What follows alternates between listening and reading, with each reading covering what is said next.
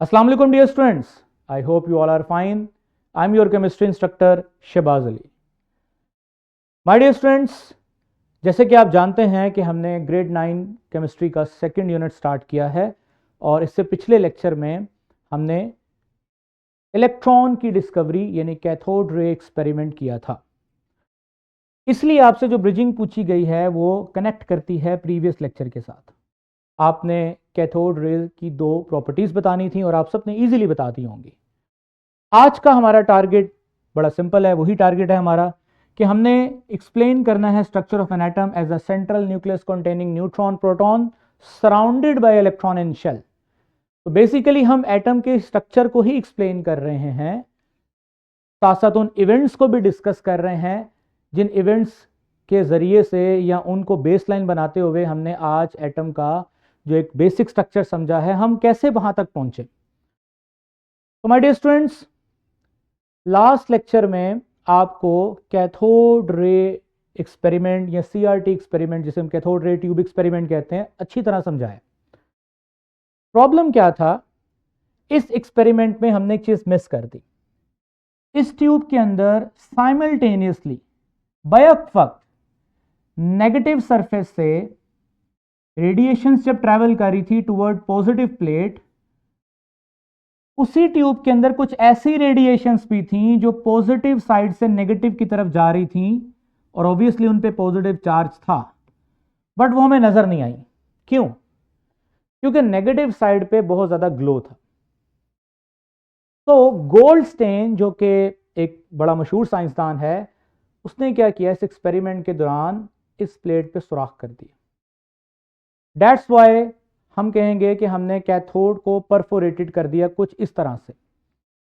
ये डायग्राम आप देख रहे हैं। अब आप इस डायग्राम में देख रहे हैं कि हमने कैथोड में छोटे छोटे क्या कर दिए, सुराख कर दिए। अब इन सुराखों में से जब ये पॉजिटिव पार्टिकल्स ने पास किया तो इनके पैसेज का हमें इंडिकेशन मिला, यहां पर भी रेडिएशंस प्रोड्यूस हुई। और देन फिर जब इनको फर्दर ऑब्जर्व किया गया तो पता चला कि ये तो पॉजिटिव पार्टिकल्स हैं, यानी इन द मीनवाइल ट्यूब में नेगेटिव पार्टिकल्स के ऑपोजिट साइड से पॉजिटिव पार्टिकल्स भी आ रहे थे जो पहले नहीं पता चले। गोल्डस्टेन के एक्सपेरिमेंट में इनकी इंडिकेशन मिली। फर्दर जब रीजन जानने की कोशिश की तो स्टूडेंट्स, रीजन ये थी कि इस डिस्चार्ज ट्यूब के अंदर जो गैस के मॉलिक्यूल्स थे, जो गैस के एटम्स थे, उनके साथ जब कैथोड सरफेस से निकलने वाले इलेक्ट्रॉन्स की उनका टकराव हुआ आपस में, आप देख सकते हो यहां पर कि ये वो इलेक्ट्रॉन है जो कैथोड सरफेस से आ रहा है और ये हाइड्रोजन गैस स्पेसिफिकली हमने इस केस में इसमें फिल की हुई है, जिसमें एक ही प्रोटॉन होता है और एक इलेक्ट्रॉन होता है उसमें। तो कैथोड सरफेस के इलेक्ट्रॉन ने जब हाइड्रोजन के इलेक्ट्रॉन से उसको टकराया तो वो इलेक्ट्रॉन नॉकआउट हो गया। सो इलेक्ट्रॉन के नॉकआउट होने पर हाइड्रोजन में मौजूद सिर्फ एक प्रोटॉन जो एक्सपेल किया बाहर, और उस प्रोटॉन ने, जो कि पॉजिटिव पार्टिकल था, कैथोड सरफेस की तरफ मूव किया और कैथोड सरफेस के सुराखों में से जब गुजरा तो यहां पर रेडिएशंस प्रोड्यूस की।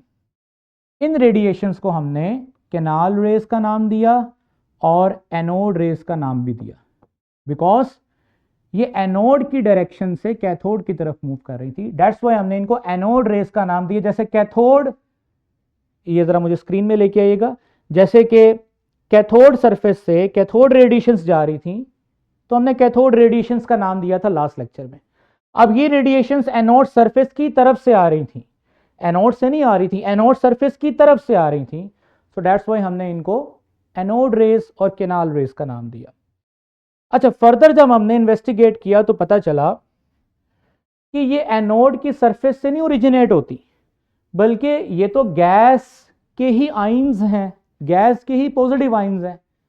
इट्स मीन कि अगर मैं इस डिस्चार्ज ट्यूब में हाइड्रोजन गैस की बजाय नाइट्रोजन गैस डालूंगा तो इन पार्टिकल्स का मास और चार्ज भी चेंज होगा। क्यों? क्योंकि हाइड्रोजन के अंदर सिर्फ एक प्रोटॉन होता है। अगर मैं गैस चेंज करूंगा लाइक नाइट्रोजन, ऑक्सीजन, जिनके अंदर प्रोटॉन की तादाद हाइड्रोजन से डिफरेंट है, तो उस केस में पॉजिटिव चार्जेस जो ट्रैवल करेंगे टूवर्ड्स कैथोड सरफेस वो डिफरेंट होंगे, उनकी नेचर डिफरेंट होगी, क्योंकि उसमें नंबर ऑफ प्रोटॉन डिफरेंट होंगे, उनका मास भी चेंज होगा।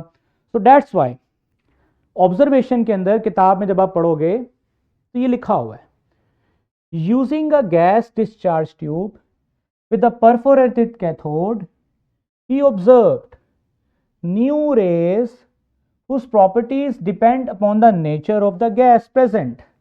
जो गैस उसमें डालोगे उसके लिहाज से पॉजिटिव पार्टिकल्स की नेचर क्या हो जाएगी, चेंज हो जाएगी। और सबसे इंपॉर्टेंट बात क्या है, these rays travel towards cathode and pass through its holes, they did not originate from anode, indicating the presence of positive charge particle in atom।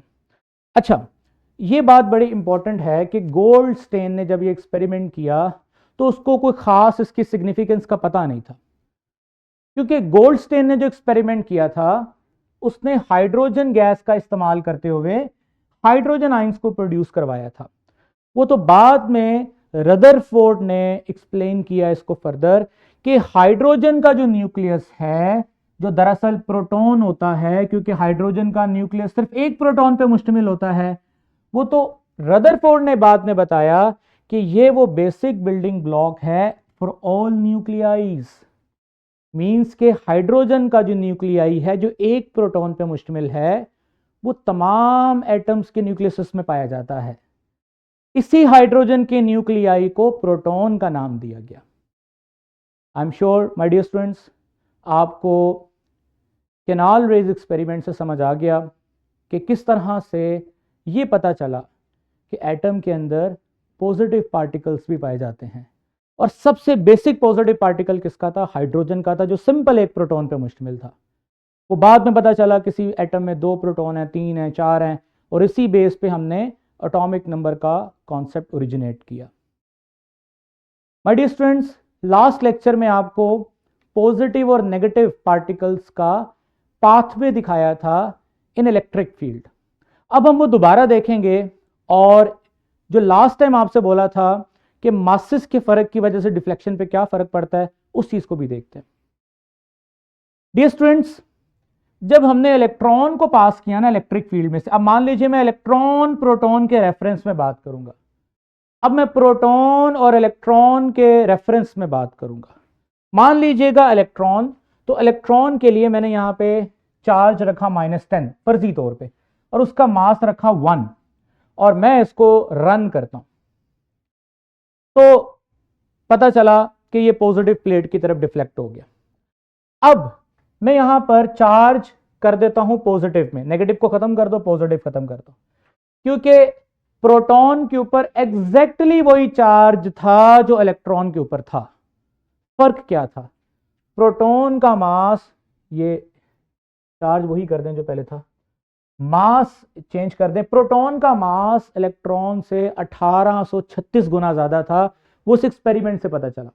तो मान लीजिए यहां पर अगर मैंने इलेक्ट्रॉन का मास 1 रखा था, तो प्रोटॉन का मास मैं यहां पे 18, जरा मैक्सिमम मास कर दें यहां पर, हाँ जी। तो अब मैं इसको पार्टिकल को रन करता हूं, क्या फर्क महसूस हुआ, शाबाश, चार्ज मैंने वही रखा, सॉरी ये मास चेंज करें, मैक्सिमम कितना मास हो सकता है, हाँ जी अप्लाई करें, चले मास यहां पर सिमुलेशन में मैक्सिमम 5 हो सकता है, 5 से ज्यादा मास नहीं हम कर सकते। लेकिन बताने का मकसद क्या था कि हमने पॉजिटिव और नेगेटिव प्लेट्स के दरमियान में से इलेक्ट्रॉन और प्रोटॉन को मूव किया, दोनों की डिफ्लेक्शंस को ऑब्जर्व किया।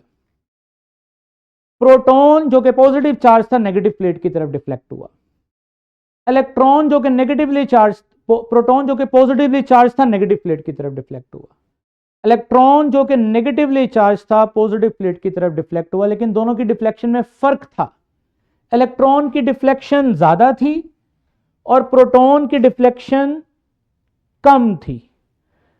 क्यों कम थी प्रोटॉन की डिफ्लेक्शन? क्योंकि प्रोटॉन का मास इलेक्ट्रॉन से बहुत ज्यादा था। अब डिफ्लेक्शन से हमने अंदाजा लगाया कि दोनों की डिफ्लेक्शन में कितना फर्क था। मैं आपको ये चीज इस तरह बताता हूं कि मान लीजिए ये पॉजिटिव चार्ज है और ये नेगेटिव चार्ज है। नेगेटिव चार्ज की डिफ्लेक्शन ऐसे थी तो पॉजिटिव चार्ज की डिफ्लेक्शन ऐसे थी। इस डिफ्लेक्शन से हमने दोनों का मास कंपेयर किया और इस डिफ्लेक्शन से हमें पता चला चार्ज तो सेम था बट मास में प्रोटॉन इलेक्ट्रॉन से 1836 गुना ज्यादा। आई होप आपको यह चीज अच्छे तरीके से समझ आ गई है। इस इंफॉर्मेशन को सामने रखते हुए आपने अपना फॉर्मेटिव चेक और थ्राइव परफॉर्म करना है। Take your time. अल्लाह हाफिज।